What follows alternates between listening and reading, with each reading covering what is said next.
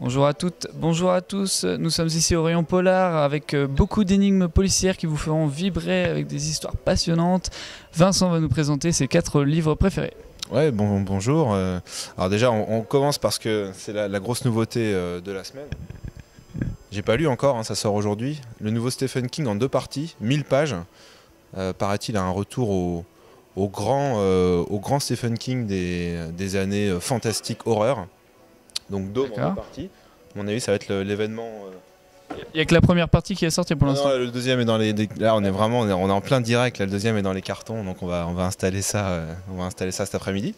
D'accord. Donc à mon avis, ouais, un peu l'événement éditorial du printemps en niveau polar.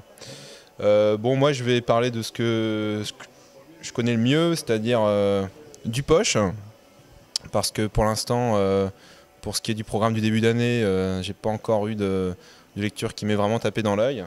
Donc on va se concentrer sur quelques classiques. Dennis Lehane, Shutter Island, on connaît maintenant le film qui est sorti il y a 2 ans, film de Scorsese. Avant c'était un ouvrage brillant d'un auteur de Boston qui s'appelle Dennis Lehane. Et c'est pour moi, ça reste le meilleur thriller que j'ai lu, je pense, toutes catégories confondues. On est sur un huis clos. Ça se passe au large de Boston, sur une île sur laquelle se trouve un pénitencier en fait, avec des patients tous assez dangereux. Et c'est un roman ce qu'on appelle un roman à clé, puisque l'énigme de départ, c'est la disparition d'une patiente, alors que la cellule était fermée évidemment de l'extérieur et qu'elle n'a pas pu quitter l'île.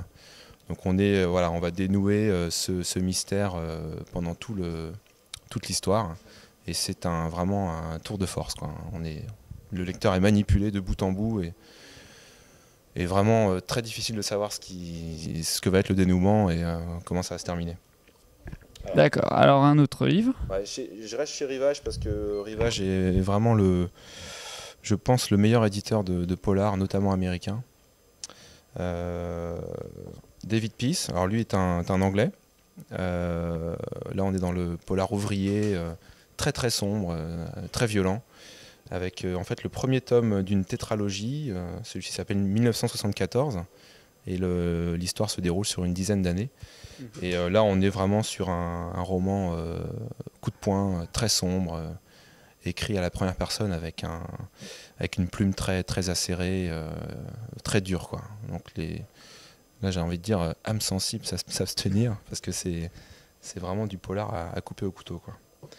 Et puis un auteur que vous trouverez toujours à Imagine, Donald Westlake, auteur américain qui est décédé l'année dernière. Là je vous présente 2 titres qui font partie de mes favoris. Là on est sur un créneau différent puisque c'est un auteur qui a beaucoup d'humour, il a écrit énormément de livres. Tous sont publiés par Rivage maintenant. Pas uniquement que des polars donc. C'est essentiellement du polar, mais bon, on dérive parfois vers le roman noir. Il y a une petite nuance que je ne vais pas m'attarder à expliquer ici. Le roman noir, c'est plus un roman de personnage. On s'attarde plus sur la psychologie d'un personnage.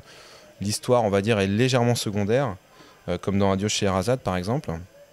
Vraiment très, très curieux, très, très amusant, beaucoup d'humour noir.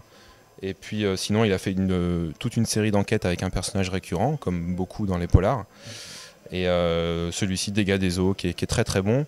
Westlake n'est pas forcément un des auteurs les plus connus et les plus visibles en librairie, mais bon, ici à Imagine, il fait partie de nos favoris et on trouvera toujours un bon florilège de ces livres à découvrir ici, quoi. D'accord, merci beaucoup pour tous ces conseils et puis à une prochaine.